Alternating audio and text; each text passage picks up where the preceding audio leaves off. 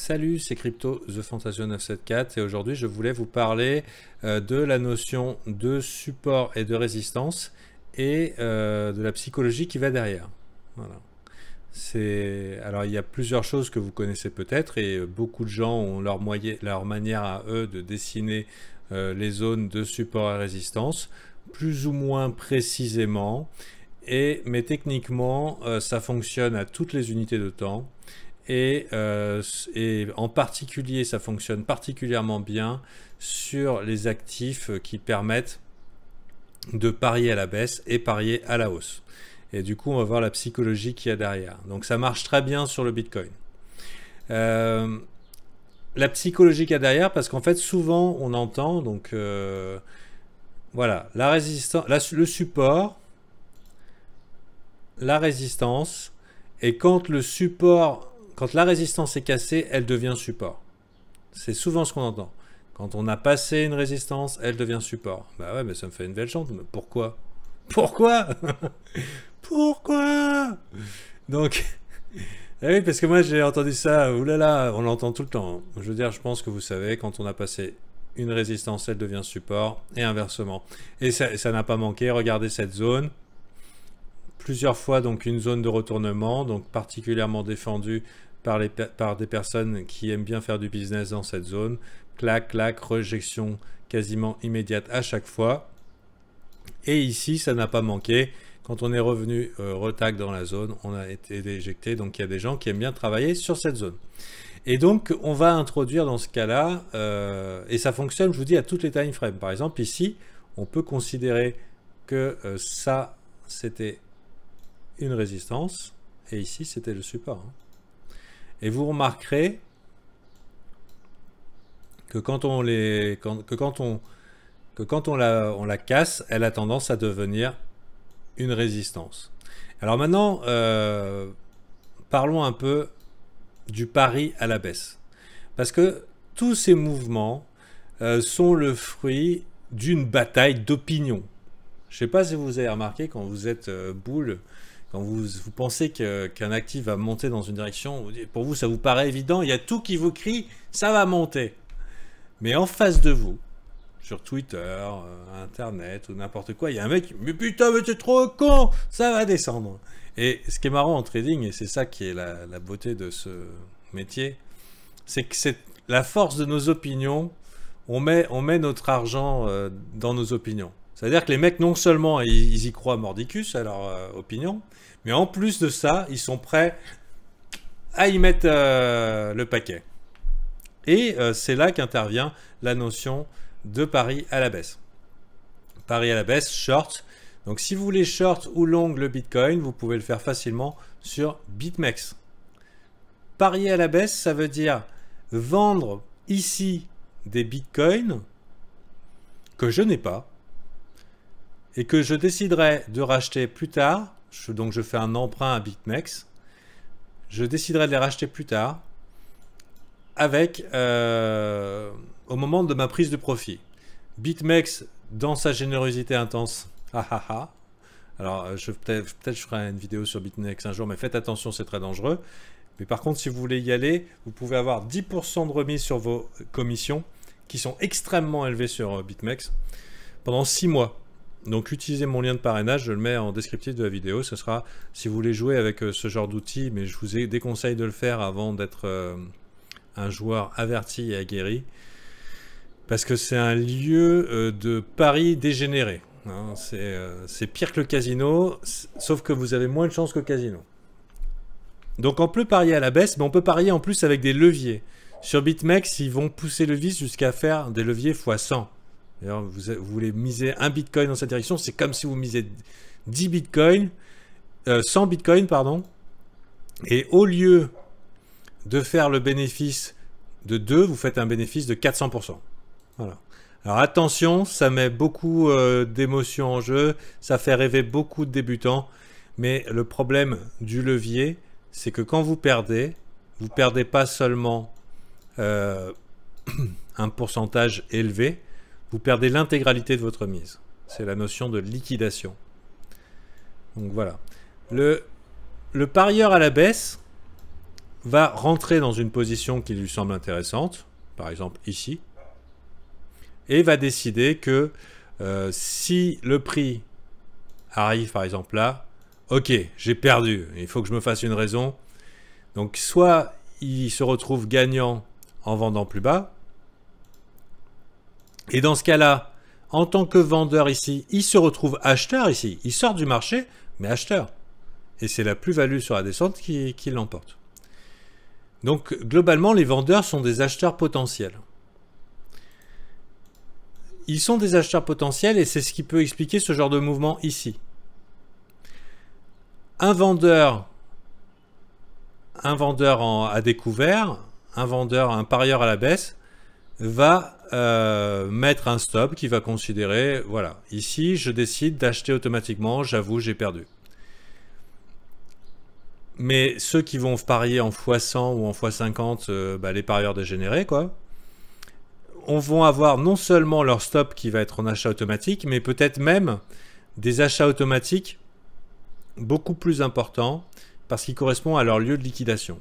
Dans tous les cas, quand un parieur à la baisse a perdu, il devient automatiquement un acheteur.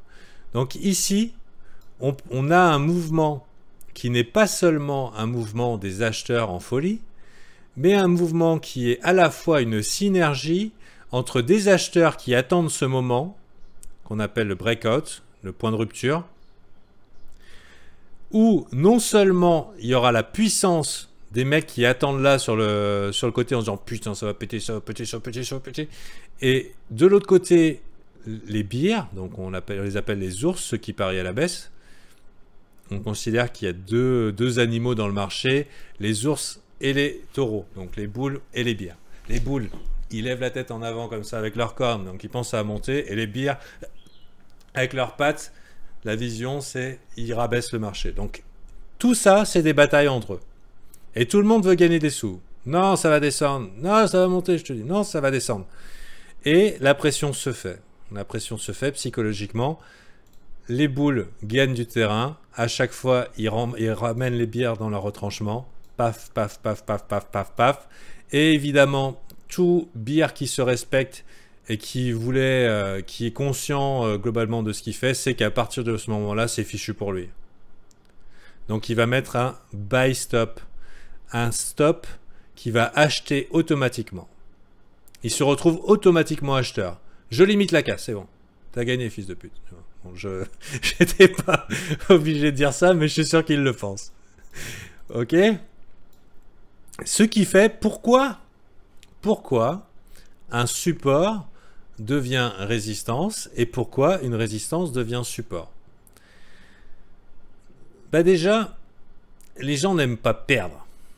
Les gens n'aiment pas perdre. Et quoi qu'on en dise, ces marchés-là ne sont pas aléatoires, ne sont pas machin. Ils sont faits de sentiments, d'émotions d'hommes et de femmes qui sont intervenants dans le marché.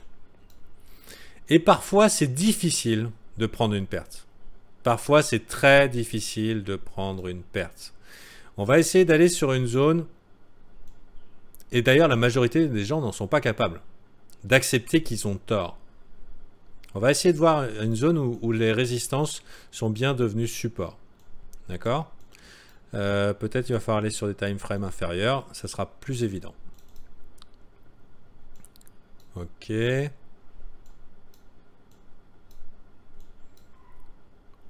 Support, résistance, non. Ah, parfait, regardez-moi ça. On est dans ce cas-là. Bon, d'ailleurs, ça correspondait à une que j'avais dessinée en daily, mais là, elle est plus précise en version horaire. Les bières parient à la baisse. Comme on dit, ils vendent à découvert. Ok. Certains prennent leur profit. Ok. Mais les plus têtus, peut-être ils ne les ont pas pris. D'accord. Il y a probablement des débutants qui ont parié à la baisse ici et qui ont propulsé ce prix dans cette direction parce qu'ils se sont fait liquider. Ils n'ont pas géré leur risque comme il faut. Toujours est-il que les boules gagnent du terrain. Ici, les bières deviennent nerveux. Ils savent qu'ils vont probablement perdre. Ici, ils ont perdu. La personne, si le beer, il a acheté là, Parce qu'en général, on met pas son stop à l'endroit. On met pas son stop à l'endroit où on a vendu. Par exemple, lui, le bear, il s'est peut-être dit, ok, regardez-moi ça. Ici, on a une résistance qui pète. Si je vends ici, tous les boules ont leur stop qui se déclenche, donc ils deviennent automatiquement vendeurs et j'ai moyen de faire un bénéfice. Il se dit, ok, je suis prêt à risquer ça. Si ça monte là, j'ai tort. Si ça descend là, j'achète automatiquement et je redeviens acheteur. Et il a une chance, 1,67 chance de gagner plus de fric que ce qu'il en a d'en perdre. C'est pas le nombre de chances, mais il va gagner, par exemple, s'il met à 2, il peut perdre 50 balles sur ce pari, il va en gagner 100. Et le trader prudent va jouer la probabilité, il sait que son setup... Tiens, regardez-moi, oh là là, la beauté du truc. Est-ce que ça vous paraît étonnant que ça c'est... Le 2 là, pour le risk-reward, le risque-récompense, est un grand classique. Hein. C'est très normal que ça soit reparti par là, parce que non seulement il y avait des acheteurs normaux, donc les acheteurs intéressés par le prix, mais il y avait les bears qui ont pris leur profit. Donc ils deviennent eux aussi acheteurs, réjection de la zone, et c'est reparti plus haut. Ceux qui n'ont pas pris profit se retrouvent en position... Donc là, on parle que de psychologie. Hein. Se retrouvent en position, ici, nerveuse. En tout cas, là, commencent à être nerveux. Peut-être même que certains disent, ok, ça y est, je clôt ma position, j'amortis la casse, c'est pas la peine. Donc là, on a une accélération du prix. Pam, breakout. Tous ceux qui ont été têtus jusqu'au bout en se disant, ah, ça va revenir, putain, ça va revenir. Hop, le prix part. Il y en a qui se font liquider parce qu'ils ont pris des leviers qui étaient trop serrés et du coup, ils arrivent au point maximum de rupture. Ils perdent l'intégralité de leur mise. Il faut le savoir, le levier, ça fait ça. Mais il y en a qui étaient un petit peu plus raisonnables. Ils font des leviers 3 fois, 10 fois, pour se donner l'opportunité de ne pas partir sur un stop, parce que des fois, voilà, il y a des chasses au stop dans une direction et ça revient tout de suite. C'est ce qu'on appelle des fake-out. C'est-à-dire, on vous a piégé, en fait, c'était dans l'autre sens. Voilà. On va chasser les stops, on crée un gros volume pour acheter en masse et on part dans l'autre direction. Très courant dans ces milieux extrêmement volatiles. Mais aussi sur les autres marchés, il ne faut pas croire. Pourquoi ça devient une résistance? Enfin, pourquoi cette résistance devient support? Parce qu'il y a plein de bears qui ont refusé de prendre une perte. Ils ont refusé de prendre une perte. Déjà, tous ceux qui ont perdu là, généralement, quand ton cerveau, quand tu as perdu un endroit, j'ai vendu 5959, j'ai perdu du fric. Et bah ton cerveau, il va dire, non, non, 5959, mon gars, t'arrêtes de vendre, c'est la grosse connerie du siècle.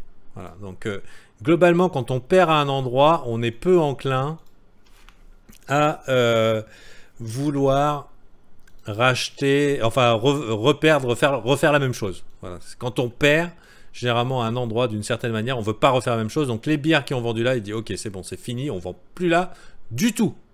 Donc ça, c'est une chose. Il y a les bears qui ont laissé partir, donc là ils sont en perte, ils sont en perte, ils sont en perte. Oh, ils disent, oh mon dieu, ça va revenir, putain, ça va revenir, ça va revenir, ça va revenir. Oh putain, j'ai rien perdu. Hop, ils achètent. Donc ça, c'est tous les bears qu'on va dire qui sont sous l'eau, qui ont la tête sous l'eau, et qui sont en train de jouer Madame la Chance en espérant que le truc il va pas partir en fusée directement en liquidation parce qu'ils n'ont pas eu forcément parce que ça demande du courage d'accepter une perte. Ils se disent non non, je vais partir, je vais partir, je vais partir, je vais partir. Et ici quand ça arrive là, c'est ma chance de partir à peu près sans trop de dégâts et eux-mêmes redeviennent acheteurs dans cette zone-là. Donc ça c'est le premier impact psychologique qui fait qu'un support devienne résistance, c'est que ceux qui étaient sous l'eau, c'est leur opportunité de revenir sans trop de dégâts. Très dangereux, prenez vos pertes.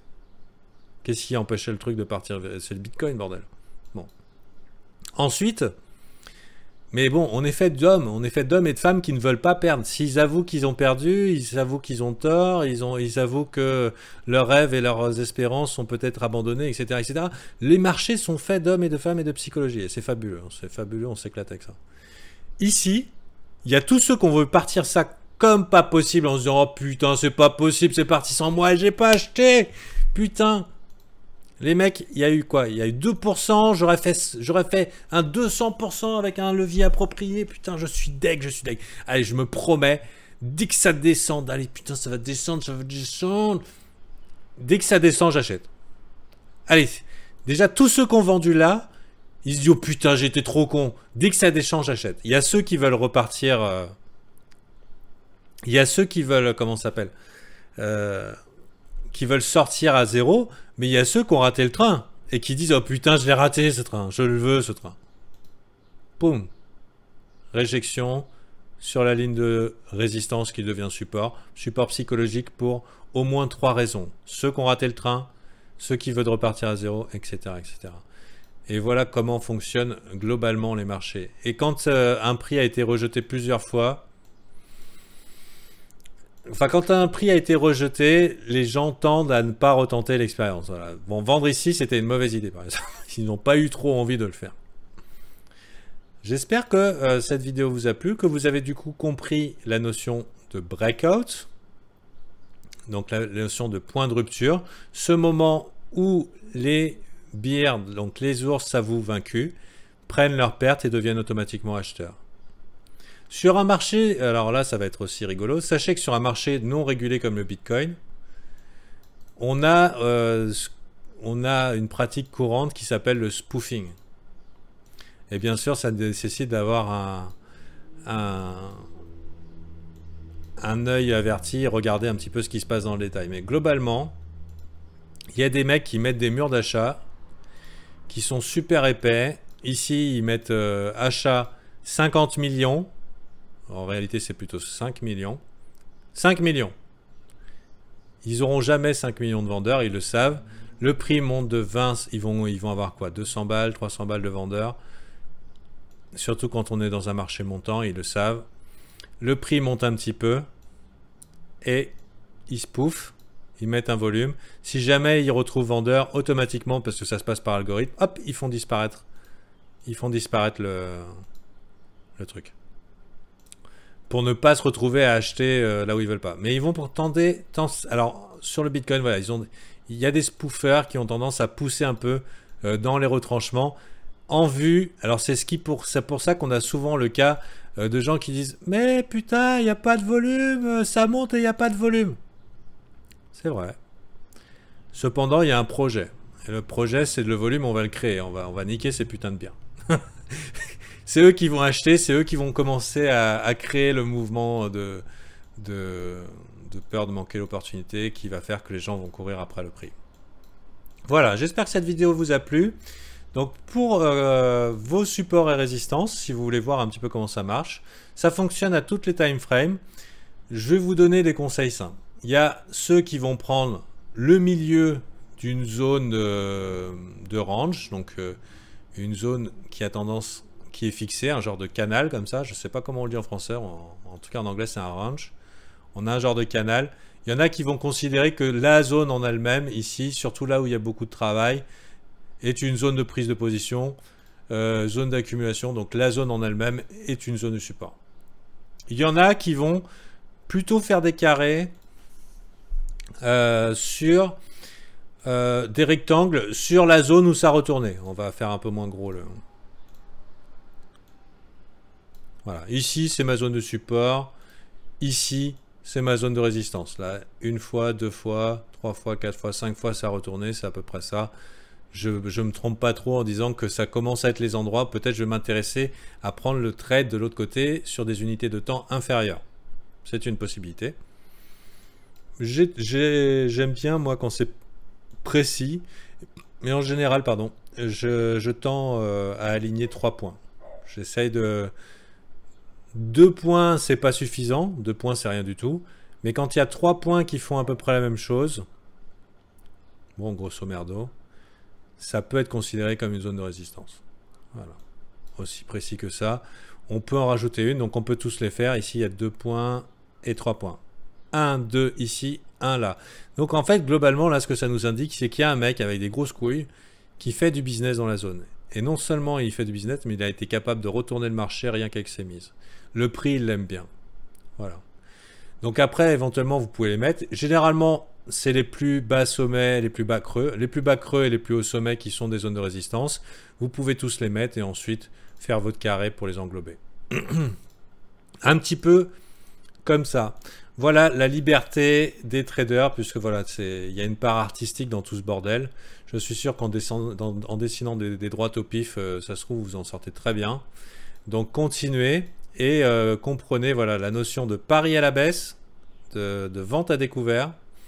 Le lien de parrainage pour avoir les 10% de fee, parce que faut pas croire, mais des fois ça revient à 15% de commission, un trade aller-retour sur BitMEX, c'est énorme. Donc il y a des conditions pour diminuer ça. Donc 10% c'est pas négligeable avec le lien de parrainage, 6 mois à 10% de réduction. Voilà, et ben je vous dis à très bientôt et peut-être on parlera day trading. Alors BitMEX c'est bien pour du day trading. Ça veut dire des mecs qui vont pas capturer les mouvements de l'infini mais qui se contenteront d'un petit 1%. Voilà.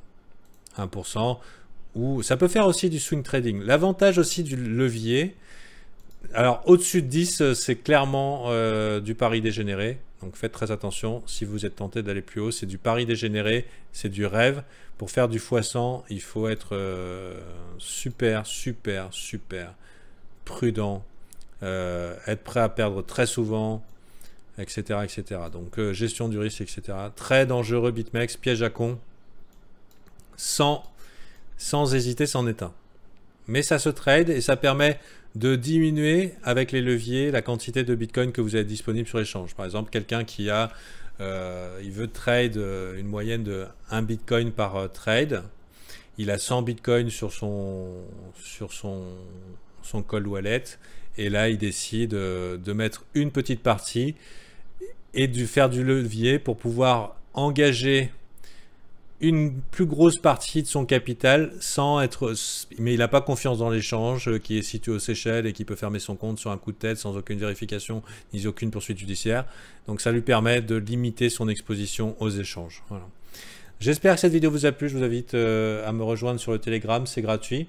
Et sachez que je donne des daily briefs. Tous les jours, j'ai des briefs qui durent entre 45 minutes et 1 heure où je parle et je fais des analyses sur tous les coins qui vous intéressent. Et les sujets qui vous intéressent, partant de la psychologie, du plan de trading, de différents indicateurs qu'on peut utiliser et rajouter à votre bas de ceinture pour faire une stratégie qui vous corresponde à votre personnalité, etc. etc. C'est passionnant. Ceux qui sont là, a priori, sont contents. J'ai des bons feedbacks et moi, je suis content parce que je kiffe à mort ce que je fais. Et je suis content d'apporter de la valeur aux autres. Alors ça, c'est un brief privé qui est le tous les matins, qui est rediffusé ensuite sur YouTube en non répertorié. Et c'est 25 lives, c'est du lundi au vendredi, donc 25 lives pour un mois, pour une valeur de 39 €, avec où on va chasser ensemble des setups, c'est-à-dire des situations de trade profitables, avec voilà, des risques récompenses appropriés, qui nous mettent en position de force, gestion du risque, important, voilà. Clac.